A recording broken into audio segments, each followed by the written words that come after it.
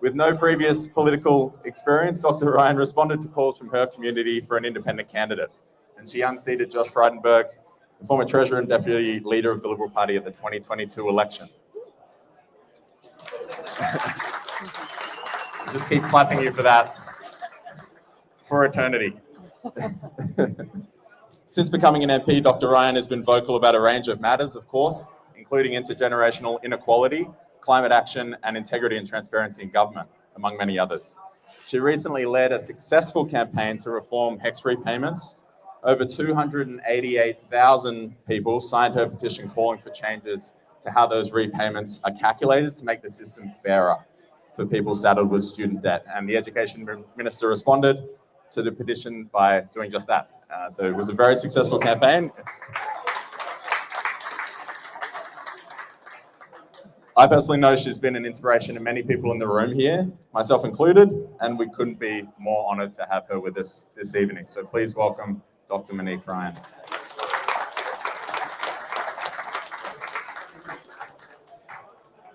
Do you want to say anything, or should we just kick off straight into it? I know you've just come out of, sitting week, so I thought we could kick off with a few questions just from me to set the scene, and then we'll throw to the floor and spend kind of the next 70, 80 minutes there. I wondered if you could walk us through the initial stages of the campaign, your campaign, why you decided to enter politics, and what exactly that looked like. Because a lot of people in our group here are in that phase or have just gone through it. In fact, we just had a candidate present and seek endorsement from the community. So I'd love to know your story, if you wouldn't mind sharing that. Sure, thank you. Can you hear me okay? Thank you. And I would also, is that better? Lovely. Okay, thank you. So I'd also like to acknowledge that we're on unceded land of the Ngunnawal people. So I come from Kooyong, which is an electorate in the middle of Melbourne, in the eastern suburbs of Melbourne. It's a federation seat, which means that it's been part of the Commonwealth since Federation, so 121 years.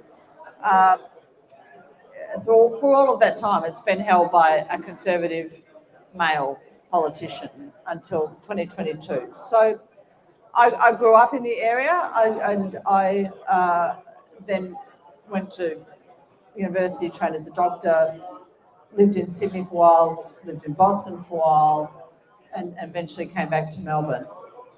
I wasn't a political person. I was probably, like many of you, well-educated, reasonably knowledgeable, highly opinionated.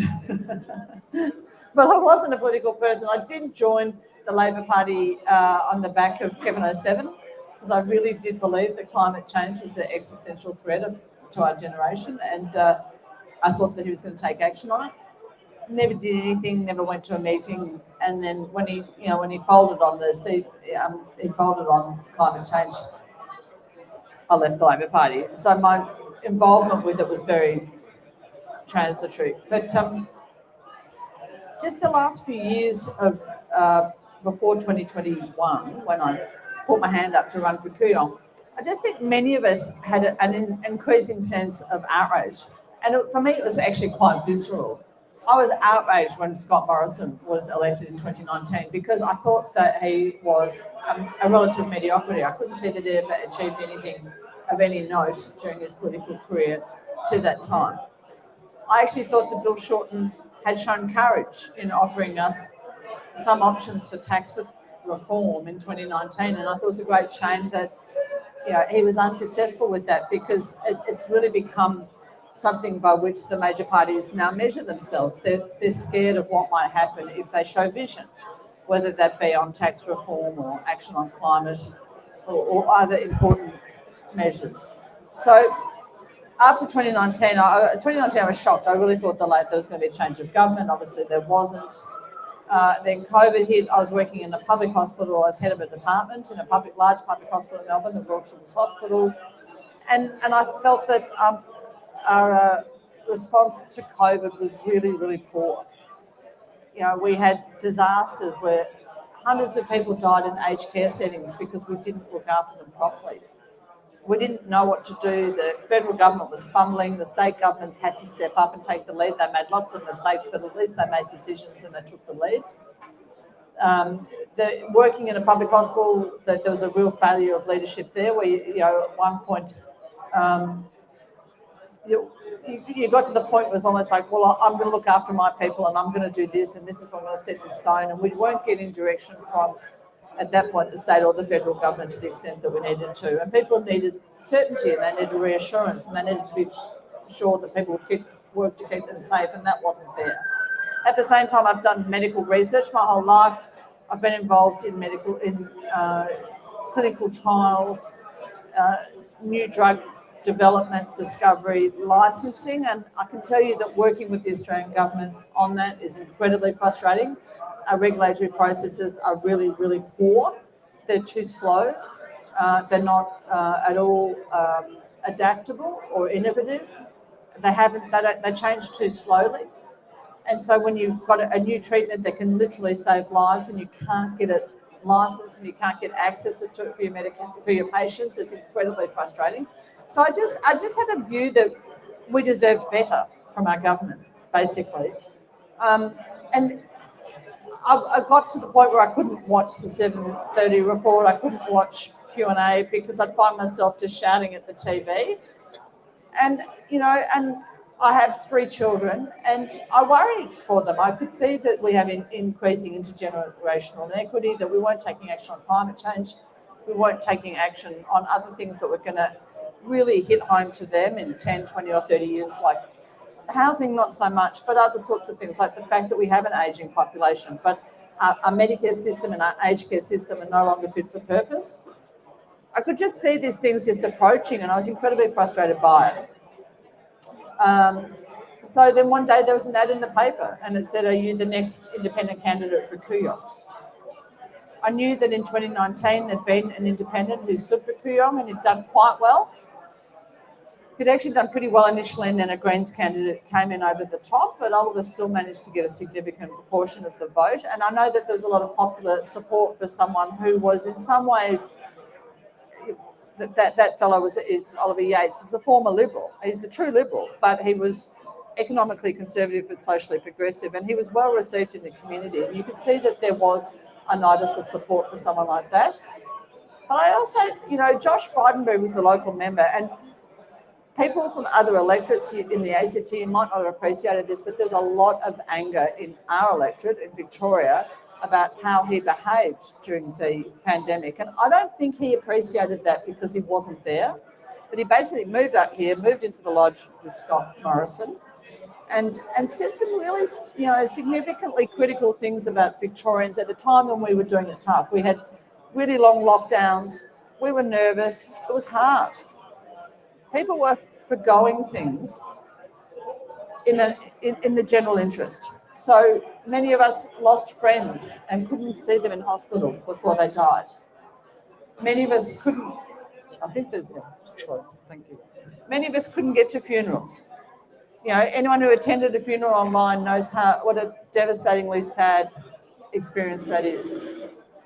Many people, couldn't see their parents in aged care. And they were doing that for a reason. There was a sense of sacrifice that we're doing this for the common good. And then when your local member comes out and says, well, I think that's a waste of time and you shouldn't have done that, it's stupid. And, it didn't sit well with people. So I answered the ad. There was an organisation in Kooyong, and I would not be the member for Kooyong had there not been a group of people who are incredibly smart, very small group initially, but very motivated, very resourceful, and they were looking for someone. They chose me. I didn't think they'd choose me, actually. I didn't think I was the right person for the job. I thought they'd get someone who's high profile, a journalist or an actor or something like that. But I thought, well, I should put my hand up because someone should do it. Someone has to stand up and call Josh Frydenberg out and make him feel uncomfortable and hold him to account for all these things that have happened in the last few years. And it started from there, and then it went like that. And we'll see how this one goes. And so, since then, you're successfully elected. What surprised you about how things work? Do you feel you've been as effective as you possibly can tackling those issues, applying pressure? What are the reflections that you've had on your experience since becoming an MP?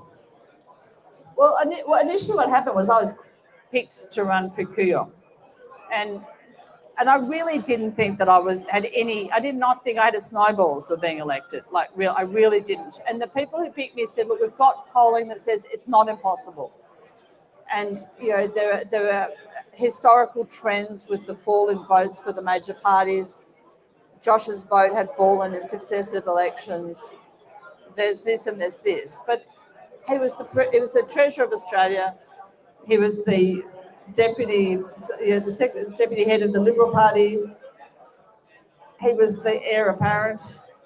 I didn't think that I could beat him, but we thought we need to give it a red hot go. And if any dollars that are spent in Kooyong are dollars that are not spent elsewhere by the Liberal Party. So a lot of the time I thought I was taking one for the team, because if we could hold him in Kooyong so he couldn't go, because he's a relatively popular figure, we could stop him from going elsewhere.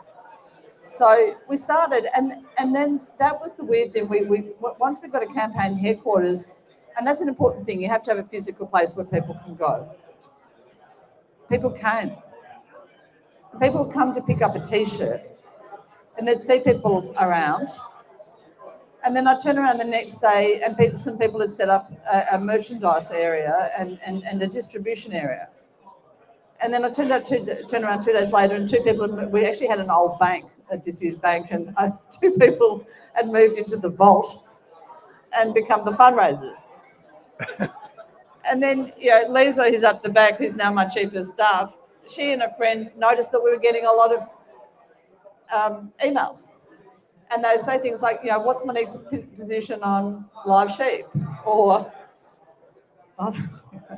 forest rangers, or this or that, and they'd ask me, and I'd say, I don't know, what is my position on live sheep? Or all these different issues. And so you get email campaigns, you get people send you surveys, and we'll support, our organisation will support you if we know that you're aligned with our values. Please fill out this questionnaire.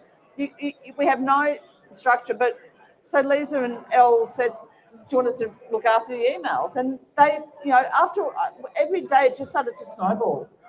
And after a month or two, we turned around and we had several hundred people involved and a sense of purpose. And we could see that we were making an impression. And it just ended up picking up its own impetus. It was extraordinary. And was there a point in the campaign where you thought, oh, actually, I'm in here? Or was it kind of disbelief all the way up? Well, it came and went. The other thing that happened was that at the same time, all of a sudden, there's independent candidates elsewhere, and people started popping up. And you heard about people, you saw it in the media, and you thought, oh, she looks good, or I quite like the look of her, or she looks like a good sort. And all of a sudden, there were independents all over the place, and people started offering us briefings, or information about things. And so you get on a Zoom. And you think, oh, that's, it's a legal spender, she seems nice, Or at one point, someone offered us some media training, and I got on with Kate Cheney and Dave Pocock. And all 3 of us had not met each other, and we were really curious to meet each other, but we were also hysterically mad. And it was really funny. And we bonded over the fact that I would get asked a question, and then someone would have to practice answering it. And we were so poor at it. By the end of the hour, we'd become friends. So that was fun as well, because there was no such thing as a Teal at that point in time. All of a sudden, these people just started appearing, and that's strange, because you know that you're not all going to get elected. In fact, probably most of you won't. But there was this real sense of momentum that came, because all of a sudden, there's people from all over the place who are saying the same things or feeling the same things. And it was extraordinary that so many of us were motivated by the same things. And the Liberals or the opposition will put that down to funding, but it wasn't that. It wasn't that. It was extraordinary how all these movements, but we said they were like mushrooms. They just sort of popped up all over the place with the same basic ethos, which was that we wanted better integrity and transparency, and most of us wanted action on climate change. So in terms of your question, so 3 or 4 months in, you get polling, and we were just concentrating on name recognition, because I was up against one of the most recognisable politicians in Australia. And I'm someone who has lived in my community for a long time. I've got kids. I'm well embedded in the community. I'm in all community groups or sport or schools or whatever. But this was Josh Frydenberg, and he's on the TV most nights. But we got the call flutes out, and that was that was effective because it was kind of guerrilla warfare. So when Josh realised he was under threat, he got big posters, whereas we had little call flutes. And that fed into this whole David and Goliath thing. And we had people who were having fun. My volunteers were clearly having fun. We would walk the streets and we would talk to people, and we were pleasant.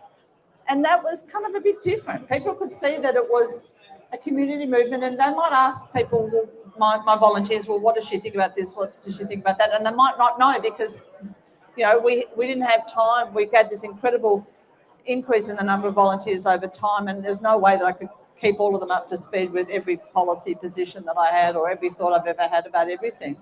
But just the interactions with the volunteers that we had, and that's a really important part of it, is how you present yourself to the general public, the general positivity, and the fact that so many of my volunteers came from the community.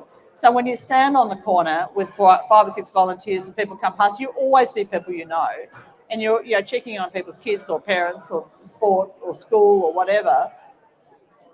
It developed its own momentum. And so about 6 weeks out from the election, we had polling that suggested that I was in with a red hot chance. But I never believed it, and Josh never believed it. And there are all these points where you think, this could be the end. And I debated Josh 3 or 4 weeks, I think, before the election, and that was there was a day where we went to the Hawthorn Town Hall to have a debate with him, and as I walked in, I thought, if I go to pieces here, or if I fluff this, it's over. So there are moments, and that didn't happen. It was fortunate. So we got through the day and we were okay. But there are moments where you think, at any one point it might be gone, it might not work out. But I didn't really believe it until 10 o'clock on the 21st of May. I mean, I'm tempted to keep asking questions, but I think it might be better if we just go, audience questions. We're using this microphone. So we might do hands up. If you've then got the microphone, but someone else wants to ask a question next, keep your hand up for a little bit so Lee can figure out where you are and go to you. Hi, Monique. I grew up in a west city to Canberra. My mum lived for many years in Washington. I've been fascinated by politics since being a mum as Prime Minister. I had never thought that those two flagship leaders proceeds would ever fall. What do you think has changed in Australia that this sort of partisan unthinkable has occurred? Yeah, so it's an interesting one. Wentworth and Kooyong have ceased to be Conservatives' bastions. Actually, I should say the other thing that influenced me when I put my hand up when there was the ad in the paper was that a year or so before, my state seat of Hawthorn, we had the state elections, and my husband and I went in to vote, and we came out to the car, and my son, who's now 16, so he would have been, 12 or 11 or 12, said, who did you vote for? And we said, well, it doesn't matter. It really doesn't matter because it's always Liberal. You could vote for, Pavlov's dog and it would be Liberal because Hawthorn is a Liberal seat. And that night, the Liberal leader, John Pursuto, who was the local Liberal member, very publicly lost his seat on TV, and that the seat went Labor for the first time ever. John's a nice fellow, and it was a difficult night for him, but it was also the whole state said, what? So there are demographic changes. Hawthorn is, it was a big part of Kooyong, and Kooyong is communities change over time. And one of the things that's changed is that young people can't afford to leave home. So there's more young people in Kooyong than there has been in the past because they can't move into shared houses around the university. So there's more young people. Over time, there's been some demographic changes. There's more middle density housing in the electorate than there used to be. There's been a lot of middle density apartment buildings put up on major streets. But I'm not sure that's just that. There's other things as well. Like generationally, people in the past have, been more progressive in their youth and tended to become more conservative as they've gotten older. But there's lots of evidence to suggest that that transition is no longer occurring, that people are remaining more progressively focused as they get older. And I think that's a real thing in Kooyong. Much of the when my volunteer groups and my pizza nights and things like that get criticised, often people will say they're all old people that show up. Why is it all old people? Where are the young people? And the answer to that is that these are many of the people who show up all day, every day, who'll be out with me on Saturday morning in Kooyong, are people who's, that they don't have to do school sport on a Saturday morning anymore, or their own sport, but they really care about their kids and their grandkids. And they might be financially comfortable, but they're worried that their kids are never going to be able to buy a home. In many cases, they're worried that their kids can't pay off their HECS debt, or they want grandchildren, but the kids are putting off having the grandchildren because they can't afford a home and they can't pay off their HECS debt. And so, and they're more concerned about external things. I said in my first speech to Parliament that Kooyong, people are often, the Conservatives, it's kind of weird, they've got this duality about their thinking, which is really, there's a real cognitive dissonance, that they diss my electorate because they say it's all rich people and doctors' wives and this and that. But in fact, Kooyong voted for me, for an independent, not out of self-interest, but because Kooyong cared about the people of Lismore who are losing their homes to recurrent floods. And people of Kooyong care about refugees, and they care about social justice, and they care about the homeless, and they care about, they're much more generous. And I think most Australians are much more generous and outward looking than the Conservative forces sometimes give them credit for. And I think we've seen that in many electorates around Australia in the last few years. And I think it's a sad thing that to some extent the Conservative forces underestimate Australians, but it helped me get elected, so it's not all bad.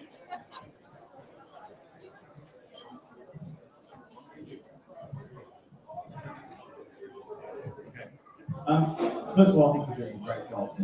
Thank you. How did you, considering you're up against, say, Dr Frydenberg, or 3 politicians, how do you deal with the intimidation that these major parties come forth, like putting pressure on you guys as independents? David himself done an excellent job of withstanding the pressure that you guys are doing. I really think how you manage it. Thank you. So the question is how you withstand the pressure. You mean in the House or externally, or? Look, it's not easy, and you have to have a thick skin, and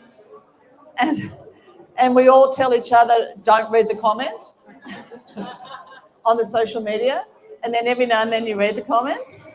It never goes well.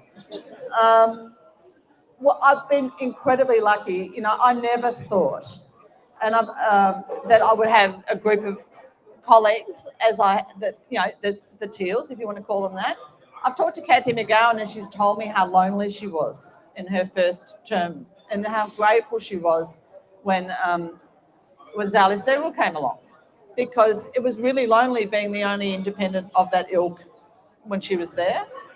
But I haven't had that experience. I've come into Parliament with a group of women who I didn't know at all, but we've become dear friends. And we look after each other. We don't agree about everything by any means. We don't always vote the same. We feel very differently about some issues, but we look out for each other. And we've all had bad days. We've all had days where our families are annoyed with us or fed up with us. We've all had days when the Australian's gone, that bit harder, or we've made an idiot of ourselves in some way, because that will always happen. But I've been very lucky to have those colleagues in Parliament.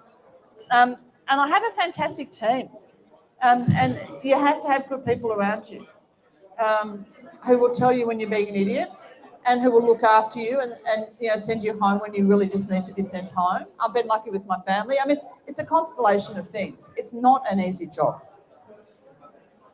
and sometimes there are things that happen which are just horribly unfair. You know, a story in the paper, and you think, well, that's true, and B, really unfair, and you can get very upset by it. And that's when you need your friends in your team.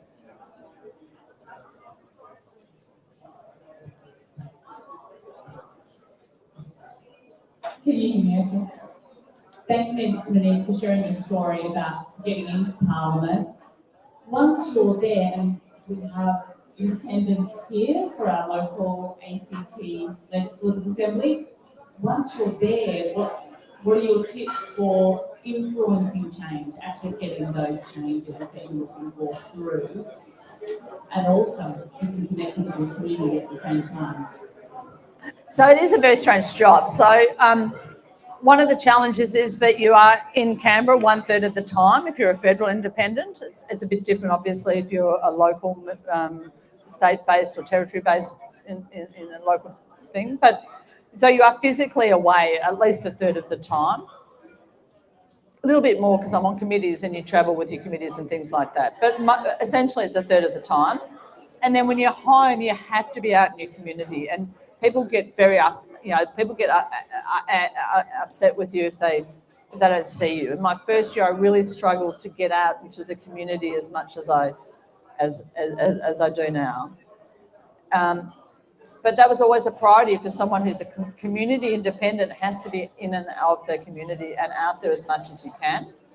In terms of having effect, you have to learn how to push the levers. So if you're in government, you wield power. If you're in opposition, you wield pressure. And you have to push the government to act by pushing their buttons, and whether that's public opinion or money or votes, you have to exert pressure on them in a way that will be effective. People will often say, oh, you're an independent, you can't do anything, what can you do? But I always say to people, well, if you look at any democracy, any parliament, almost half the people are in opposition. And what we've seen at a federal level is that the LNP has chosen to just oppose everything. They've been consistently oppositional about almost every piece of legislation that's been put before the 47th Parliament, which has been great because it's given the crossbench a space to walk into where we actually say, well, look, you could do that and we probably will support it, but wouldn't it be better if you did this? And we're not being oppositional, we're actually being constructive. And the government, it's not in their favour not to accept constructive advice if it's given in the right way, or at least to engage with us. No, they could just be completely dismissive and refuse to engage with us, but that's actually not going to go down well in our communities. And they know that more people like us are potentially coming soon.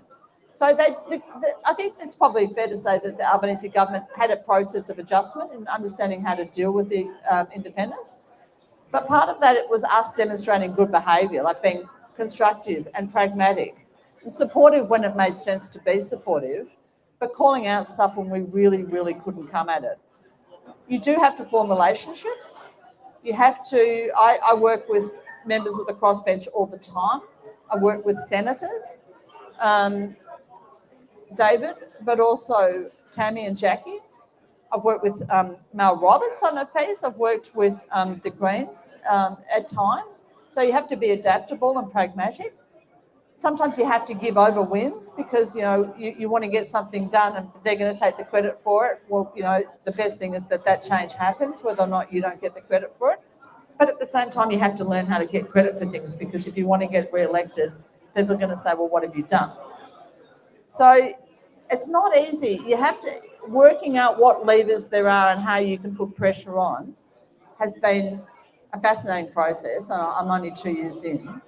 But the HEX petition and action on HEX was a good example. You have to work out what's important and make sure that it really matters to your electorate. You have to work out what the ask is and whether there's any possibility that it's achievable. Then you have to draw attention to it again and again and again. And where possible, you have to get other people from your electorate to draw, or other people to draw attention to other politicians to say, look, we care about this too, it's a real problem. You have to say the same thing until you're sick of saying it again and again and again. You have to ask questions about it. You have to write letters about it. You have to talk to the media about it. And you have to keep banging on and on and on about it. And when we started the petition, we didn't think that almost 290,000 people would sign it. You know, it really struck a nerve. But that was because it was an issue that really did matter and it was important. And we got a win on it. It wasn't as big a win as we would like, and the issue is by no means sorted. But you know, the education minister is never going to say, yep, great, you're a genius. You know, we're going to do all the things you asked for tomorrow, and we'll tell everyone it was up to you that you did this. This is for you. It doesn't happen. They'll give you a quarter of what you want. They'll take credit for it and say, well, we're going to do it all along anyway. Then everyone else will say, well, we did it too. And it doesn't matter as long as you get the result that you're, or at least part of the result that you want and that you need, and then you've got to path forward, because I know all the other things that we need to do for HEX too, and we'll keep going on those as well. But you get that sense of empowerment when you get a bit of a result.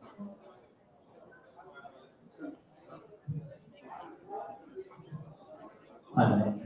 My name is Matthew. I'm actually from Melbourne originally, and I've studied here in Canberra. I first got involved in politics when I was 13 years old. I emailed the then Environment Minister Greg Hunt over dumping toxic material in the Great Barrier Reef in the Kooyong sharks off Western Australia. He never got back to me. But it was I started getting curious around climate change, and it's since expanded to a range of other areas, but climate change started. Where do you think Australia is at when it comes to climate change, in terms of action on climate change? And particularly in recent years, the climate wars have restarted with Kooyong's genius idea of nuclear power in Australia. What do you think is the proposal, and what do you see this debate moving forward heading to the next election this year?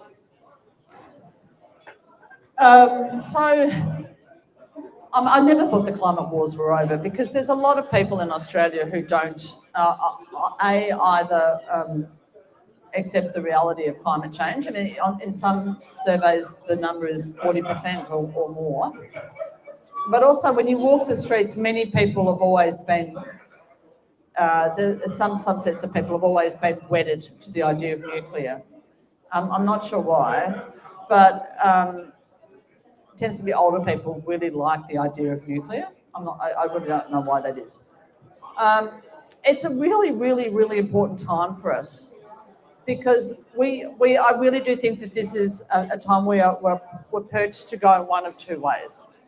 And this is not just me speaking, this is business and industry saying we need to make the transition to renewables. Even if you put aside all thoughts of climate and environment, from a purely economic viewpoint, we would be crazy not to be taking advantage of our potential to have the world's cheapest renewable energy, and to use that to process locally our critical minerals, our iron ore, our aluminium, vanadium, copper, lithium, the list goes on. The opportunity for us to do that with cheap electricity from solar, wind, hydro, hydrogen, other forms of whatever, is huge. And countries around the world are doing it already. The US has got ahead of us with the IRA, the EU's doing it. The potential is there. So we could do that, or we could go down this other route, which is really on paper, it doesn't stack up for all the economic reasons, even if you put aside the climate and environmental reasons. But the problem is that the conservative side of politics is searching for a point of difference, I'd say. If I was leader of the Liberal Party right now, I would say, this is one with it should be non-partisan. The science is clear, the economics is clear. This is the way we should go, and I'd find other points of difference. But Peter Dutton's chosen this; it's his line in the sand. All the business groups, I can list them for you, are saying this is not a great idea.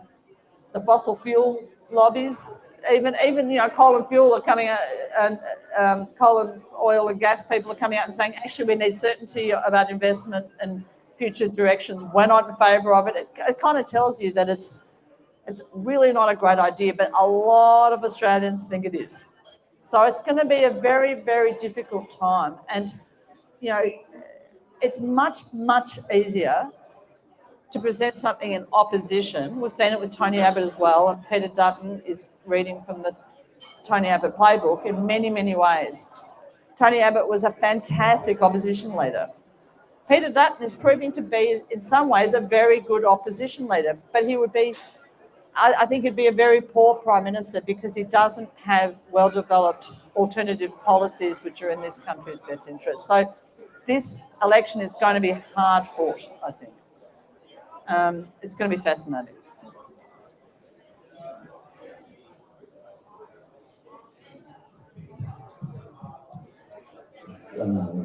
It's a good trend to see the independents coming through.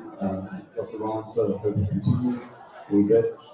My question follows on from that last question too. Given that we have just got a government now willing to move towards net zero, and renewables are promoted as a way forward to reduce fossil electricity bills, do you think we'll come to a time nearing 2030 that power bills might actually reduce in costs?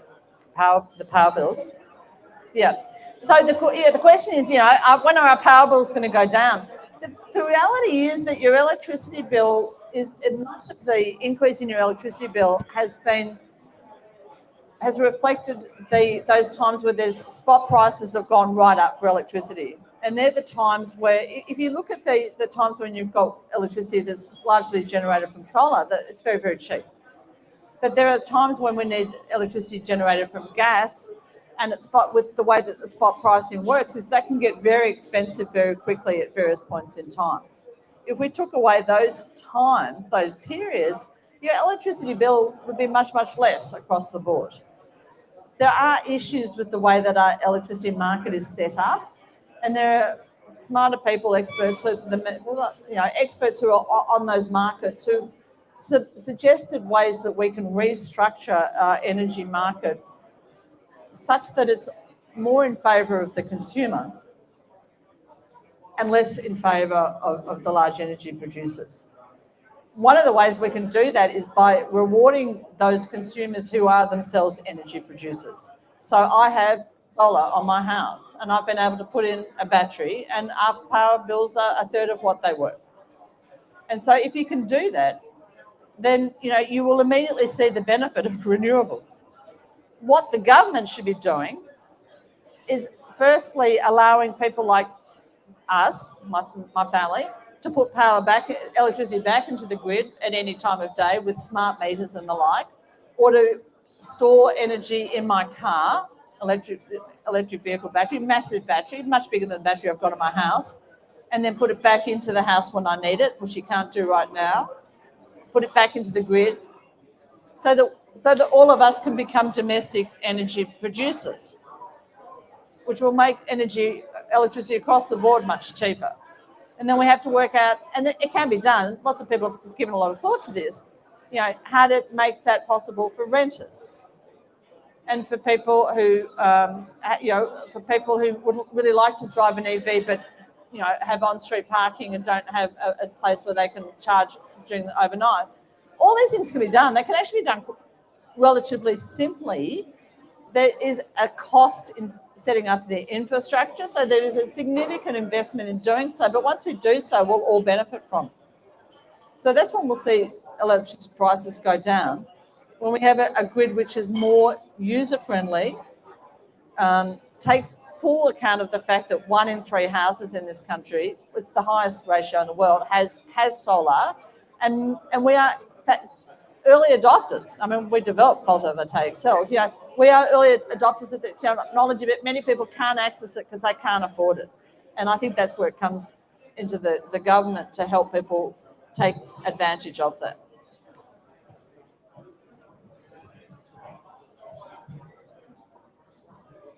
Testing. I know we have the separation of powers in the beautiful federal system. I was wondering, in your experience, how have you worked with sort of state governments on state issues, notably in sort of Victoria, which is quite like ACT, very Labor dominated for a very long time. How do you sort of work with state governments to get those sort of state issues worked out with them to help your constituents and state general? It's actually it's a good question, and actually it's probably one of the things that I need to.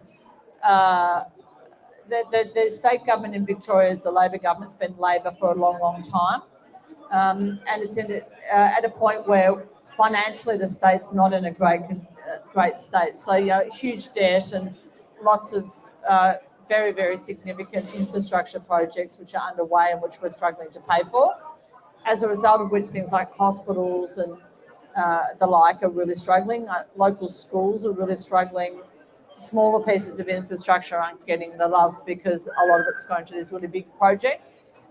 It's been frustrating, I have to admit, to deal with the state government, and it's a bit of a challenge as an independent. If you live in a safe, my seat has always been Liberal, and so the Labor governments haven't given a whole lot of money or love to the Liberal states. So it's a challenge to work out how to create those relationships in the same way that I have to create relationships at a federal level and a council level.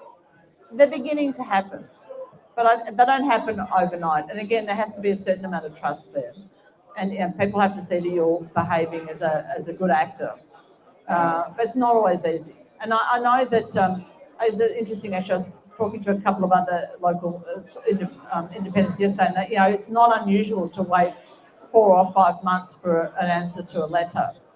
I mean, we wrote a letter to the. Actually, I probably shouldn't tell you. It can be frustrating. You have to learn how to do these things. Yeah.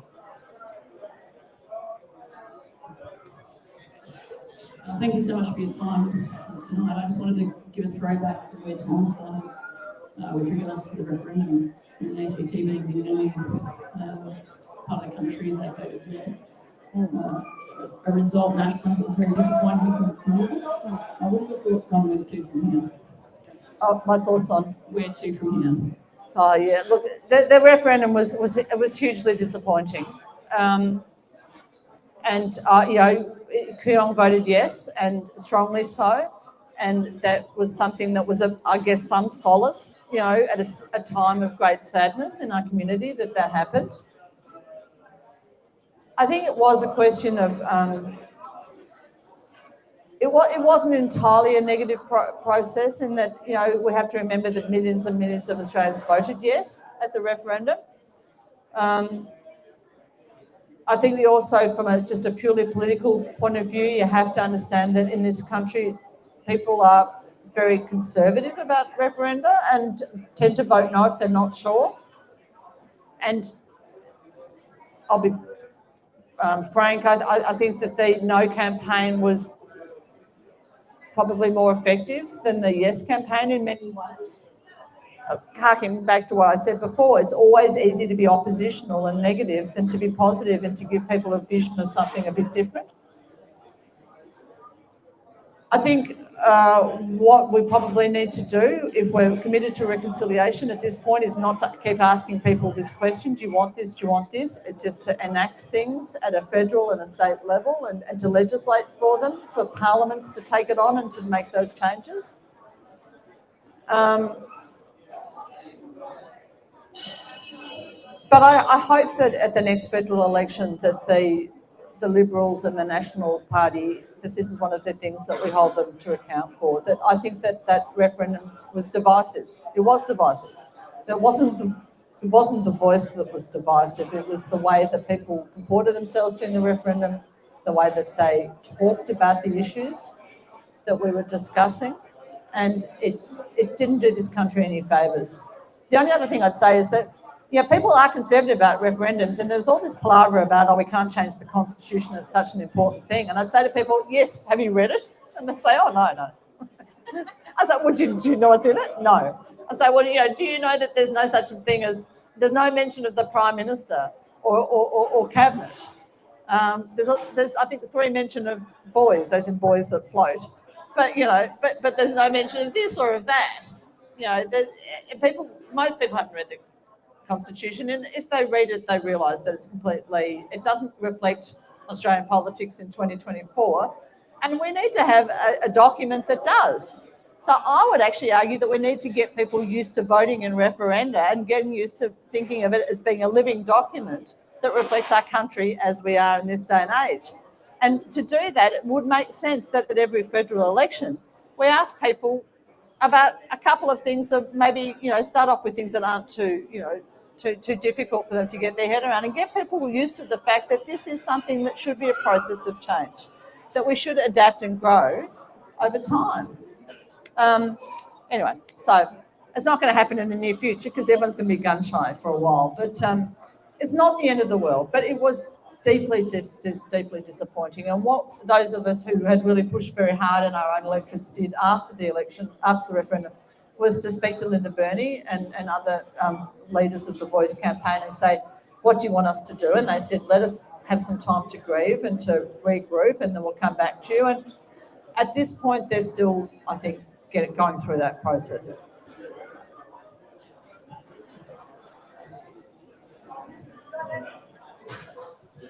Hi there. I have a question about campaigning as an independent.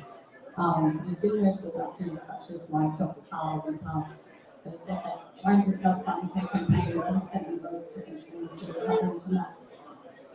And then you've got other people on the other side saying that they need to take money from lobbying groups and ethically dubious companies to fund their campaign without funding groups. How do you kind of split that down the middle and encourage people, everyday people, to campaign as an independent without raising, but at the same time without having to take money and compromise their values by taking money from ethically dubious corporations? Thank you. So the question is essentially about electoral donations and campaign spending. And the reality is that, if you're in an election campaign, it does cost money. There's just no two ways about it. Even if you're just getting cork flutes, campaign signs, T-shirts and hoodies. I like the hoodies, by the way. See, I keep telling my team I want hoodies, and They just arrived today. I don't know, they're good. I've got a secret weakness for merch. But you do need to get your name out, and it's all about getting your name out there and getting recognition. In a perfect world, you wouldn't need to spend very much money.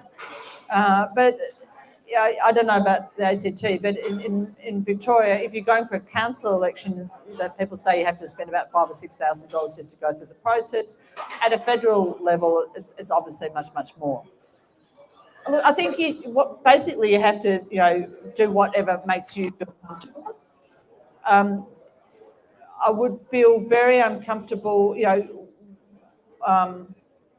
There's certain people that I would never take money from. So I wouldn't take money from groups that were associated with harmful industries. So, cigarette smoking, tobacco, vaping, alcohol, sports bet, those sorts of things. As an independent, other sorts of groups didn't tend to come to us with specific offers, but climate groups gave us in-kind support in some ways. They might be putting on a function and ask us if we wanted to come and talk. That sort of thing is very helpful, obviously.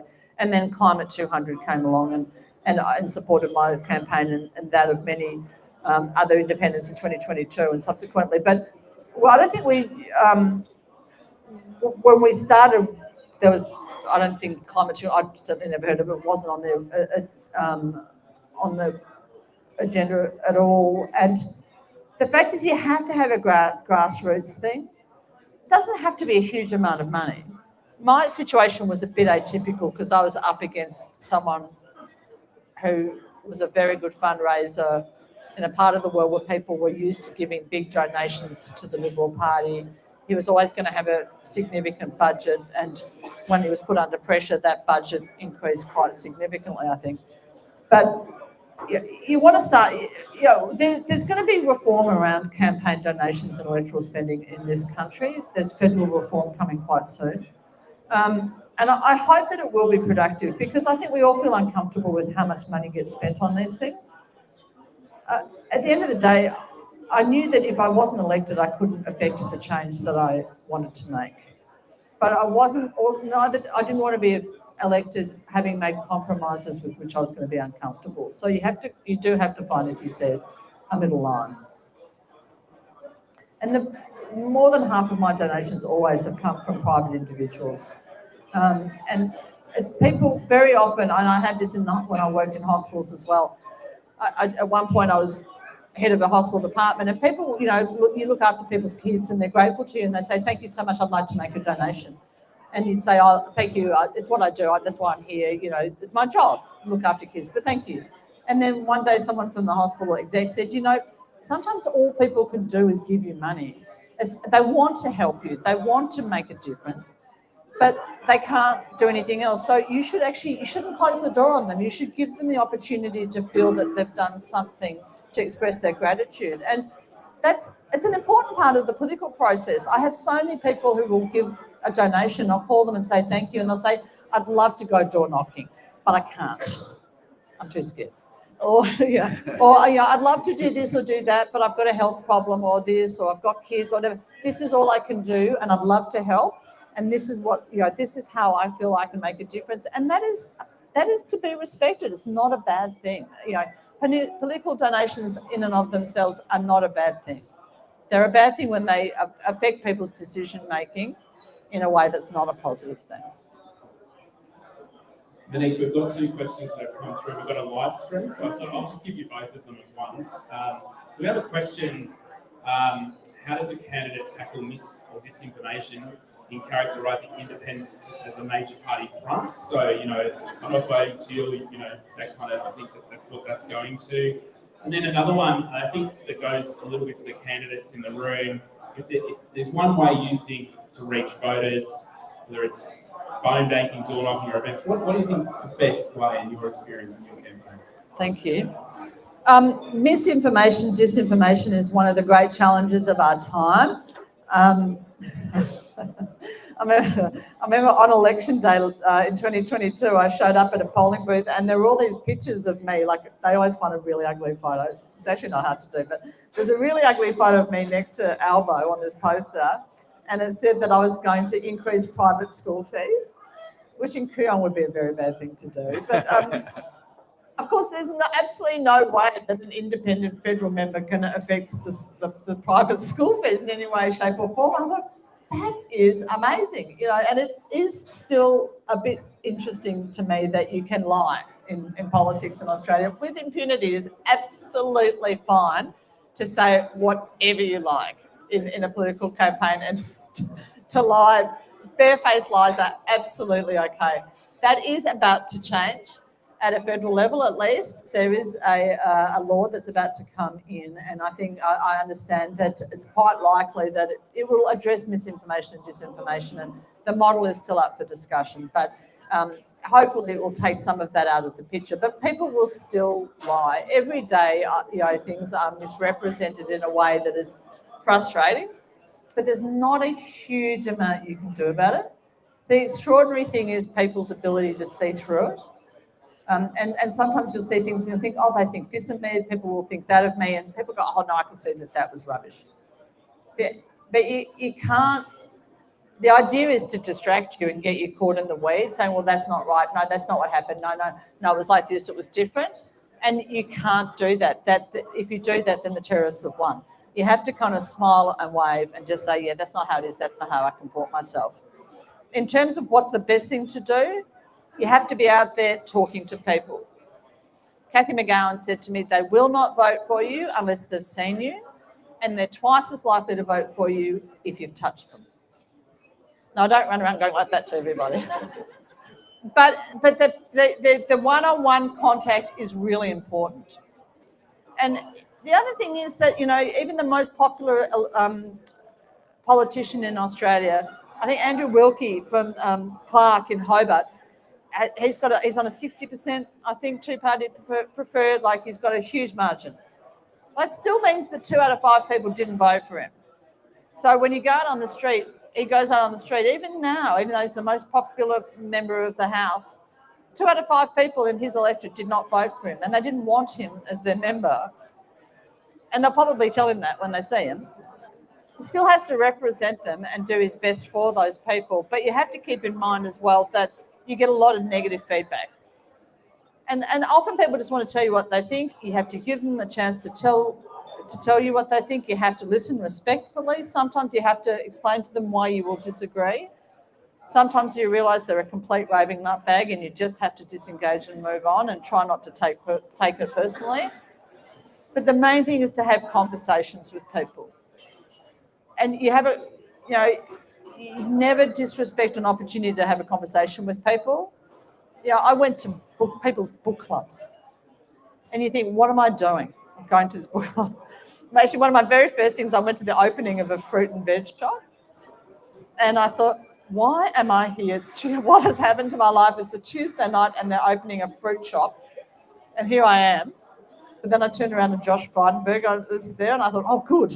I'm in the right place. This is where I'm supposed to be. You have to go to the opening of every envelope and talk to every single person that you can. And when you touch people and they tell their friends and they say, look, I met her and she wasn't as bad as you thought. Actually, she's quite reasonable. Or, we had a good conversation about this. It's an iterative process. It takes a lot of work. But you can feel it when when you meet people for the second or third time. You think, oh, I'm getting some cut through here.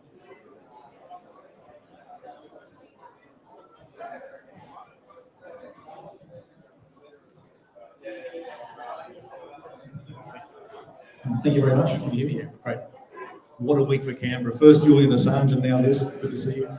Huge fan, as we all know here in Canberra, you can draw a crowd. We are on a university campus and unfortunately someone had to go there and we had to refer to, unfortunately, the mischaracterisation by the right-wing media about university student protesters as anti-Semitic. And it was very disappointing for us to see someone like you, whom we regard, agreeing with them, coming out and suggesting that the student protesters were anti-Semitic. We understand there's practical politics. Yourself and the Liberal seem to have a similar view, and we understand why. But my question is, that was the feedback, my question is this. There are about 1,000 known Australian passport holders fighting at the moment over there in Israel. Dozens, maybe hundreds from your electorate. Are you comfortable with them fighting with a regime that's plausibly committing genocide? The leaders may be subject to ICC arrest warrants, returning to your electorate as heroes for their community and speaking in schools, which is what a few have already done. Are you comfortable with that from a social cohesion perspective and ethics and human rights? I'm not sure I heard all that. I'm not sure that I agree with the characterisation you said of the first thing that I think about the university protesters. But anyway, I think the main thrust of your question was about people going over and fighting in Israel and then coming back here. Yeah, look, it's a difficult one because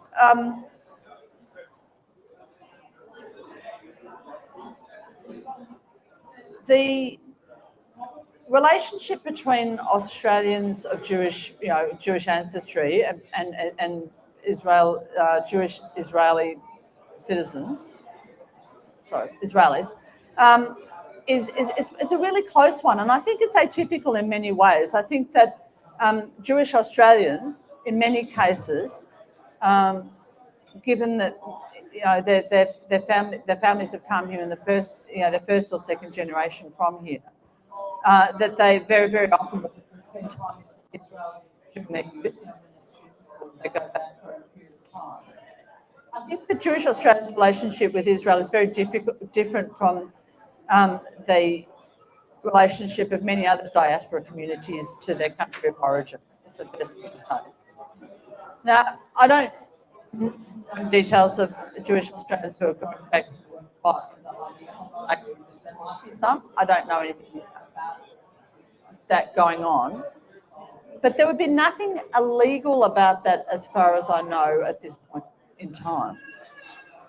I do know that there have been members of the IDF who've come to schools in Victoria about their experiences. Again, there's nothing illegal about that happening. There's no way that whether or not you think that that's ideal, that you could stop or you could stop the schools from hosting those individuals. I do think that the war in Gaza, the situation in Gaza, is a great, great tragedy. It's unspeakable what's happened. And I think it's been a horrible shock to everybody to see how the horrible events in Gaza that have unfolded since October the 7th, how they've resonated not just there, and it's unspeakable what's happened there. No one's denying that. But also how they've uncovered divisions within our own society so quickly, and such deep divisions. As a local member, I feel a great responsibility to my constituents. I have constituents who are Jewish, and I have Jewish students who've come to me and told me about their experiences on campus and how unsafe and anxious and vulnerable they've felt. I've spoken on their behalf to vice-chancellors at universities in Melbourne, and they've acknowledged that those concerns are real and that they are valid.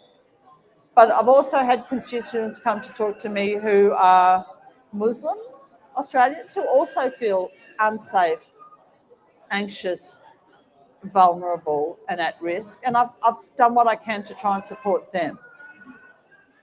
I think that then I've had people who come to me who are neither Jewish nor Muslim, who have incredibly strong feelings about what's going on and how much they want it to change. And the helplessness that we've all felt about the things that we've seen has made people want to hold other people to account for it. And so they've expected that people like me will act in a certain way or another way, and been very angry, very upset at times that we've not felt that we're able to do that. It's a terribly, terribly difficult situation for everyone to manage with sensitivity, I'd say. I feel like my first responsibility is to my constituents and to try and protect them and act on their behalf, all of my constituents, no matter what their ethnic or religious background is. And of course I feel great sadness about what's going on in Gaza, but my areas of my spheres of influence are my constituents and my community, and then how I can influence the government to act on that. And I feel comfortable with what I've done in that respect. But it is something that has been an incredible challenge, I think, for everybody in Parliament, no matter what party we're from or non-party we're from, or what our own personal background has been. It's been a very, very challenging experience for everybody.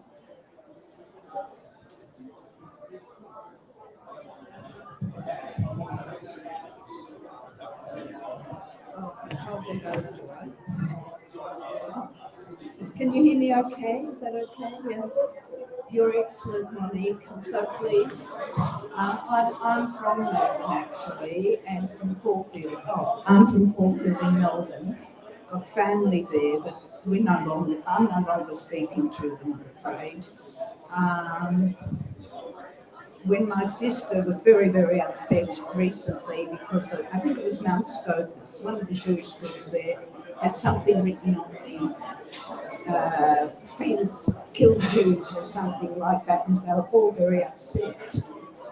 And I said, well, look, that's terrible, but I can't compare it to what is happening to Palestinian families. It's just, all of those children and families, at the end of the day, are all together and well looked after.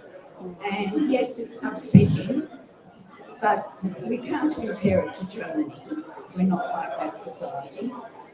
And it was just, I just can't accept the fact that people are more upset about some anti-Semitic slurs maybe, in comparison. So what my concern is really what Netanyahu wants to do, which is to make being anti-Israel, anti-Zionist, anti-Semitic. That has never been the case.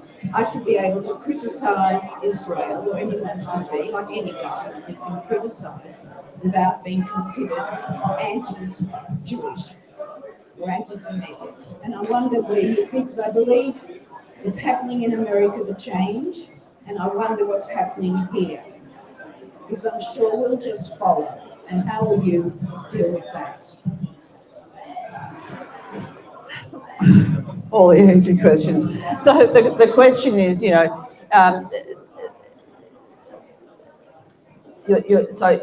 position is that Benjamin Netanyahu's actively trying to conflate anti-Zionism with anti-Semitism, and that is an active problem. Look, I think that's it's true to say that the conflation of anti-Zionism with anti-Semitism is very problematic for many, many people. I think it should be possible to criticise or feel, a position about the government of Israel without being labelled one of those things. As Penny Wong always says, the words that we use matter, and this is a time when language in many ways matters more than ever. But I have experienced myself people becoming very, very upset about words that I've used and which I have interpreted in a way different from the way that they have interpreted them. And it's extraordinary that we have people getting very, very upset and very distressed about words and phrases, and would you say this and will you say that, will you commit to never using this and will you do that, when really what we need to do, I think, is withdraw from that, pull back from that and agree, well, what are the shared values and what are we hoping to achieve here? And don't pull this phrase out and say, well, what do you say about this one or what do you say about that, what's your position on this? When really what we should do is maybe say, well, obviously those things are going to be very upsetting for some people. We're never all going to agree about them. Let's put them to the side and maybe refrain from using them for the moment and talk about what we're hoping to achieve. But it's an extraordinary situation because most of us feel, I really feel that much of the anger and sadness that people are feeling relates to their helplessness and their feeling of their inability to influence this terrible situation. And if we can find points of similarity rather than what many people are trying to do, which is to identify points of difference, then we'll be better as society for it. I have to say, I think it's been very unfortunate how the issue has been politicised in Australia, and various political groups have taken different positions and stances. It's happened in Parliament repeatedly. It's not helpful for anybody. It's not helpful for my constituents. It's not helpful for people who are Muslim or people who are Jewish to have people squabbling about it in an attempt to make political points, and there has been a bit of that.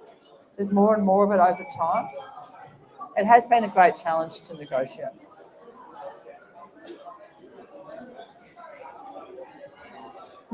Hi. First of all, thank you for taking us to join us all tonight. If you will get a lot out of the discussion. I wanted to get back to something that feels a little bit more of a local concern here in Canberra. And Leanne mentioned it briefly in her speech earlier that we have one of the highest rates of loneliness across the country. And I thought it might be interesting to hear from your perspective, obviously with your background in neurology and pediatrics. I think there's a lot to be said about how loneliness develops, and I'd love to hear your take on the importance of community and how building community can actually happen on the ground, and how to approach that. Thank you. So, one of the great sadnesses of the last generation has been the increase in rates of mental health problems in our country, globally. And, you can talk about the things that have fed into that. Obviously, COVID worsened things or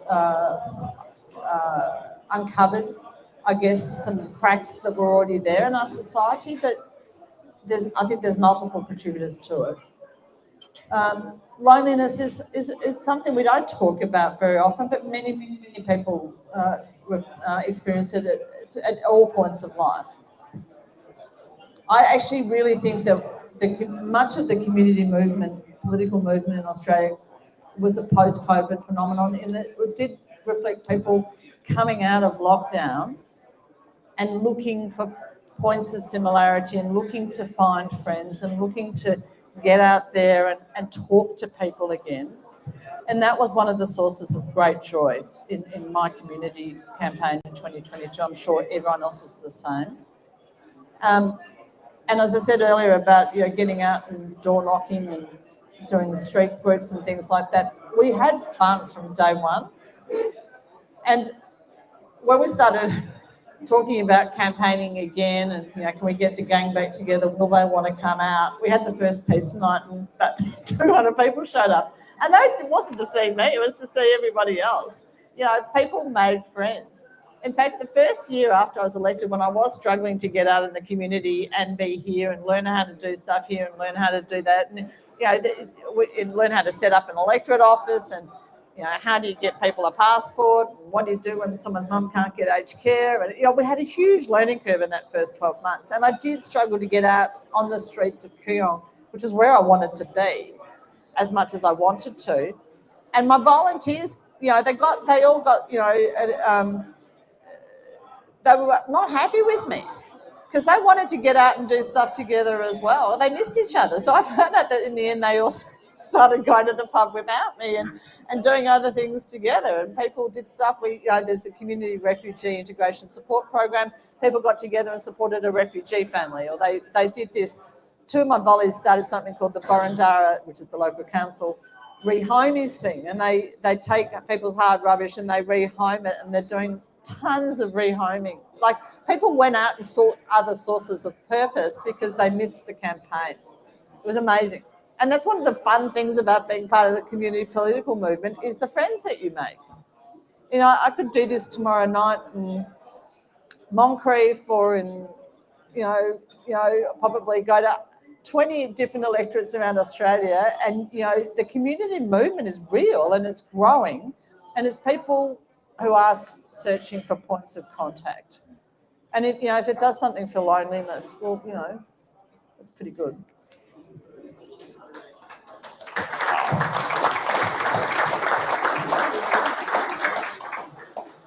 So final one for me then.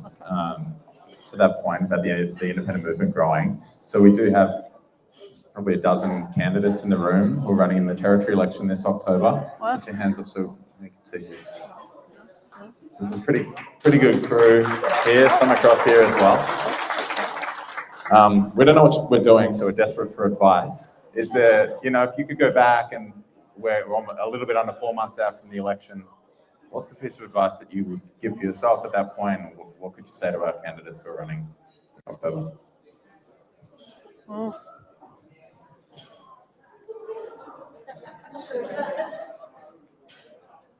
I don't know. I mean, you've done the most important thing, which is to put your hand up, put yourself out there.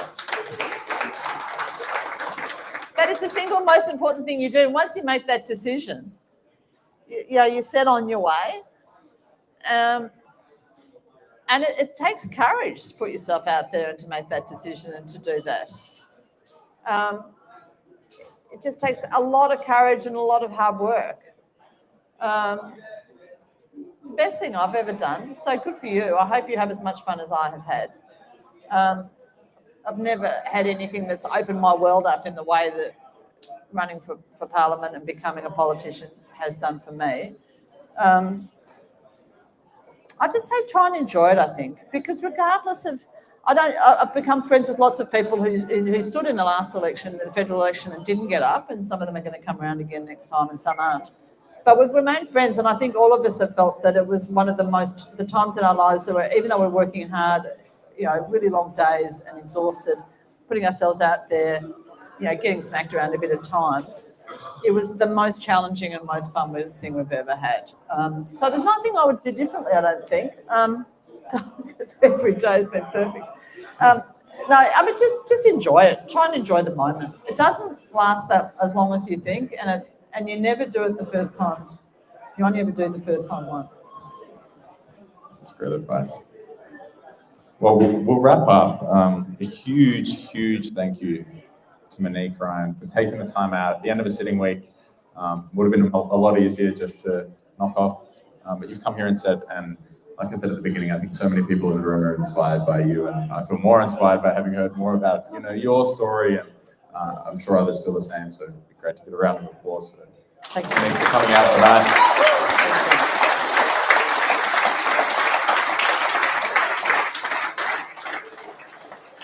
Also, just very quickly, a huge shout out to our team, the Independence of Canberra team, complete volunteer organisation. None of us knew each other 6 months ago. Wow.